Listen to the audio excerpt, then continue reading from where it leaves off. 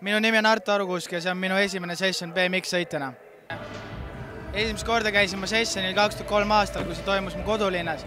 Ja tol hetkel poleks ma osanud unistadagi, et 10 aasta pärast toimub siin Tallinnas maailma üks kõige suuremaid rahvusvahelisi ekstreemspordivõistluseid, millest ka mina saan osa võtta.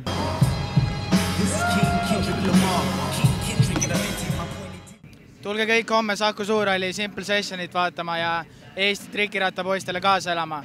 Koos teiega teeme sellest ühe aasta kõige hullema ürituse. Peace! What